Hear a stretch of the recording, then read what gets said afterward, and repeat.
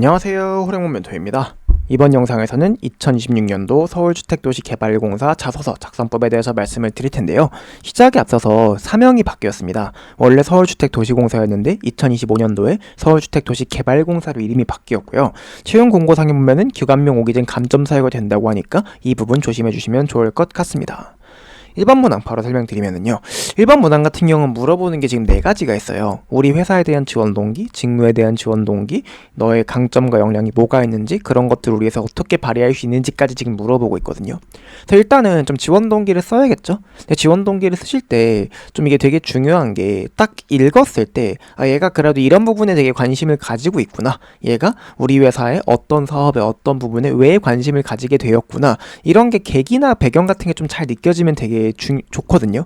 근데 약간 이걸 되게 원론적으로 뭔가 저는 뭐 서울이 앞으로 발전하는 데 기여하고 싶다라던가 이런 뭔가 딱 봐도 별로 관심 없어 보이는, 약간 우리 회사 사업에 대한 이해도 별로 없어 보이는 그런 글들이 나오게 되면은 아무래도 좀 자기소개서 평가 좋은 결과를 받기는 어렵겠죠. 왜냐면 SH 같은 경우 여러분들 아시겠지만 자기소개서 100%로 보는 전형이거든요. 그냥 자격증도 아무것도 없고, 그래서 되게 가독성 높고 진정성 있게 글을 쓰는 게 되게 중요하다. 그래서 좀 여러분들이 좀 결국 SH니까 서울에 집중하는 게 되게 중요하다고 생각해요. 왜 서울인지, 이 도시가 나한테 주는 의미가 무엇인지, 나는 이 회사에서 어떤 일을 하고 싶은지, 그게 왜 나한테 중요한지, 어떤 의미가 있는지, 이런 것들을 좀 많이 고민해보시고 그 다음에 이 문항을 시작하시면 좋을 것 같고요. 그다음에 글자 쓰고 500자밖에 안 되는데 물어보는 게 되게 많잖아요. 그러다 보니까 하나의 파트에 너무 약간 많은 내용을 담을 수 없고, 여러분들이 그래서 좀 컴팩트하게 각각 약간 두세 문장 안에 좀 원하는 말을 해줄 수 있어야 된다. 그런 부분 캐치해 주시면 좋을 것 같습니다.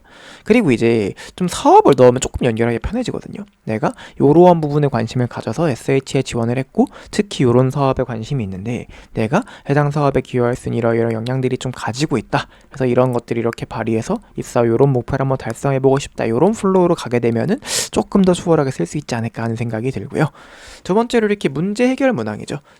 문제 해결 문항 같은 경우에 좀 약간 예상치 못한 문제라는 게 직면했잖아요. 예상치 못한 문제에 직면했다고 하니까 이게 딱 봤을 때 이거는 진짜 예상하기 힘들었겠다 라는 게 느껴지는 게 일단 전 좀 중요한 것 같습니다. 그러니까 이게 좀 되게 취준생분들이 이 문항을 쓰실 때 공통적으로 실수하는 게 그냥 누가 봐도 예상치 못한 문제가 아니었을 것 같거든요. 그냥 충분히 벌어질 수 있었던 일인 것 같은데 그거를 자꾸 약간 예상치 못하다고 약간 문제처럼 약간 우기더라고요. 그런 것도 좀 벽이 안 좋았고, 그 다음에 이제 여러분들이 좀 어떤 맥락에서 그 문제를 좀 예상하기 어려웠는가 같은 경우도 약간 기회가 되면 글자 수가 되면 말해주면 좋을 것 같기는 해요. 그리고 두 번째로 이제 여러분들이 어떤 솔루션, 그쵸? 어떤 솔루션을 딱 던졌잖아요. 그럼 솔루션을 던졌을 때 그 솔루션에 대한 근거가 있었을 거예요. 내가 이 해결 방안을 도입했을 때 어떠어떠하게 좀 이 상황이 해결될 것 같다라는 어떤 그런 기대 효과라던가 근거, 배경 같은 게 있었을 텐데 항상 여러분들이 자소 쓸 때 그런 것들 잘 담아주시는 게 되게 중요하거든요. 그런 포인트도 하나 들어갔으면 좋겠고요. 그 다음에 마지막으로 어쨌든 문제 해결 문항이니까 여러분들이 그걸 통해 어떤 긍정적 결과를 얻었는지까지 적어주시면 되겠습니다. 이게 제가 썼던 자소서거든요. 저는 실제로 교통사고라는 소재 썼어요. 왜냐면 실제로 제가 교통사고를 당했을 때 제가 이게 성인 되고 나서는 처음 당해본 교통사고거든요. 그렇다 보니까 어떻게 될지 잘 모르겠더라고. 근데 누가 봐도 교통사고 지금 예상치 못한 상황이죠. 예상치 못한 문제에 직면했죠. 너 어떻게 해결해? 난 주변의 전문가한테 도움을 이렇게 청한다. 자, 그 다음에 이제 내가 왜 그렇게 했는지를 이제 말해줘야죠. 이렇게 했을 때 이게 생소한 상황에서 유연한 사고를 하는 건 어려운데 반면에 잘 아는 친구한테 얘기하면 사실은 더 좋은 답을 찾을 확률이 높아지지 않냐. 그래서 혼자 인터넷 보고 하는 것보다는 전문가한테 물어보는 게 정확할 것이라 생각해서 그렇게 했었다. 그리고 여기 말한 이 어떤 과정을 통해 문제를 해결했냐. 이것도 일단은 좀 사고 시점에 이게 사고 시점과 카량 찍고 명함 받았고, 이후엔 보험을 종사하는 친구랑 지금 도움받아서 요거 배우고 요걸 바탕으로 치료랑 보상까지 잘 받을 수 있었다고. 그래서 결국 글이라는 게 이제 내가 이 여기서 물어본 내용들을 그냥 잘 채워주는 게 되게 중요한 거거든요. 사실 아마 면접관이 혹은 약간 자소서 평가하시는 분도 자소서 뭐 교통사고 이야기 쓴 친구는 처음 봤을 거예요. 제가 봤을 때 아마 전무후무했을 겁니다. 저 이전에도 없었고 이후에도 없었을 것 같은데, 근데 막상 보면은 약간 물어본 내용들은 다 들어가 있거든요.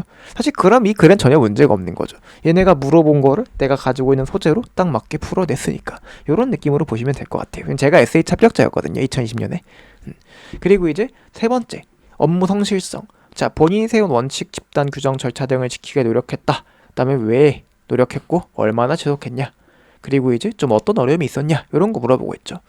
이제 첫 번째로 내가 세운 원칙, 두 번째로 집단의 규정이나 절차에도 괜찮다고 얘기하고 있으니까 어느 소재가 조금 더 내가 가진 것 중에 좀 매력이 있을까 풀어내기 편할까를 기준으로 결정해 주시면 될 것 같은데, 사실 이게 좀 집단의 규정이나 절차를 준수하게 노력했던 사례를 대부분 쓰시긴 할 거예요, 일반적으로는. 왜냐면 그게 우리가 흔히 쓰는 소재이긴 하니까. 그래서 저는 좀 개인적으로 느끼는 건데, 본인이 세운 원칙에 대한 이야기를 써주게 되면은 이 글 자체가 조금 더 약간 차별화되지 않을까? 좀 재밌지 않을까 읽을 때? 그런 생각이 들고요.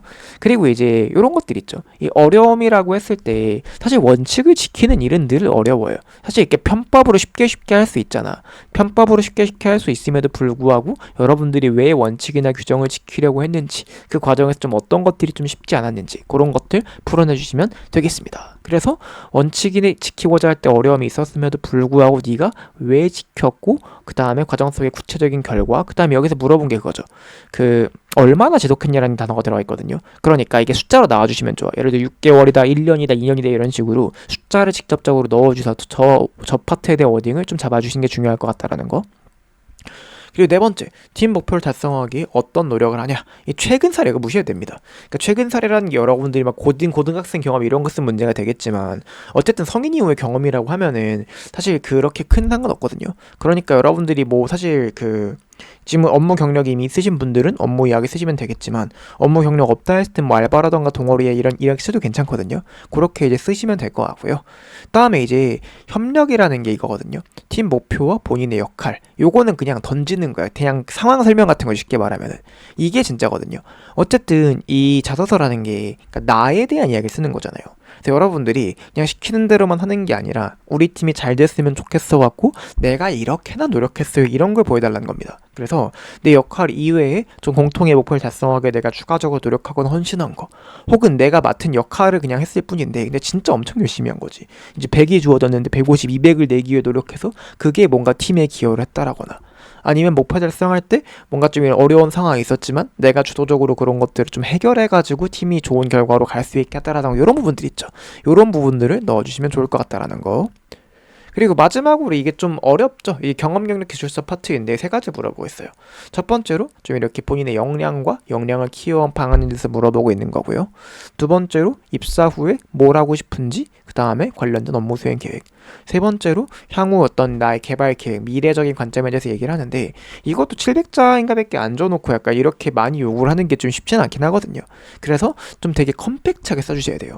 첫 번째로 역량 파트, 노력한 경험 파트 같은 경우에는요, 여러분 지원 직무랑 관련해서 쉽게 말하면은요, 지원 직무랑 관련해서 여러분들이 좀 가장 말하고 싶은 경험 같은 거 하나 이렇게 이야기해 주시면 되는데, 기술직 분들 같은 경우는 뭔가 여러분들이 실무를 띄웠거나 프로젝트 같은 거 한 거 있으면 그거 쓰는 게 제일 좋고, 사무직 분들 같은 경우 사실 뭐 지원 분야랑 관련 전문 지식 기술이랑 도대체 뭐지만 이 생각 들잖아요. 그냥 그렇게 생각하지 말고 여러분들이 지금까지 해온 것 중에 요런 것들 좀 자신 있다 하는 거 그냥 하나 적어주시면 되는 거고, 두 번째로 좀 수행하고 싶은 업무와 업무 수행 계획 했을 때, 사실은 얘네가 원래는 주거복지 도시재생이 거의 메인이었어요. 서울이 좀 개발도 다 됐고 해서 크게 서로 개발할 데가 없었다 보니까. 근데 이제 뭐 용산 같은 경우도 있고 얘네가 뭐 이거저거 좀 개발을 하려고 하죠. 그러니까 이제 사명도 바꾼 거고 신나게 이렇게 해가지고. 그래서 좀 만약에 개발 쪽도 여러분들이 뭔가 수행하고 싶다고 했을 때 이 트렌드에 맞기 때문에 써주셔도 괜찮을 것 같다. 그리고 저 업무 수행 계획이라는 거를요, 어차피 되게 디테일하게 쓸 수는 없어요. 그래서 내가 어떤 형태로 일을 해가지고 어떤 목표를 달성하고 싶다, 이런 약간 미니 포부 같은 느낌으로 적어주시면 좋을 것 같고, 향후 경력 개발 및 역량 개발 계획, 저런 것들은 쉽게 말해서 이제 내가 뭘 더 공부해 나가겠다, 배워 나가겠다, 그런 거 그냥 말해주시면 되거든요. 예를 들면 대표적으로 자격증이 있고 뭐 대학원 같은 것도 있을 수 있고 하겠는데, 근데 여기서 좀 중요한 게 뭐냐면 student들이 이걸 그냥 대충 툭 던질 때가 많아요. 아무튼 자격증 딸게요, 대학원 아무튼 갈게요가 아니라 자격증을 어떤 걸 왜 따고 싶은지, 그걸 따면 뭐가 바뀌는지 뭐 그런 거라던가, 아니면 대학원 같은 경우에도 대학원을 왜 가려고 하고 구체적으로 어떤 분야에서 공부를 하고 싶은지, 그런 부분들 있죠. 그런 부분들을요 조금 더 디테일하게만 적어주시면은 면접관도 얘가 진짜 이거 그냥 가라가 아니라 진짜 이런 거 고민해봤구나, 요런 거 짧은 글자씨만 느껴지게만 만들어주시면 될 것 같다라는 거. 그리고 이제 서울주택도시개발공사 여러분들 필기 합격하고 오시면은요, 제가 무료 면접 특강 제공해드릴 거거든요. 이게 무료 강의지만 실제로 약간 유료 강의들보다 훨씬 더 퀄리티 높은 아주 좋은 강의라고 말씀드릴 수 있을 것 같고요. 이 면접 특강 신청하는 방법은 여기 아래 보시면 QR코드 있잖아요. 여기 누르시면 제가 운영하는 공기업 취준생 정보 공유방에 들어오실 수 있거든요. 여기 계시면 제가 필기 합격자 발표하고 공지해드릴 거고, 아니면 필기 합격한 다음에 저한테 카카오톡 호랭몬으로 아이디로 친구 추가하고 이름만 보이게 합격창 보내주셔도 괜찮습니다.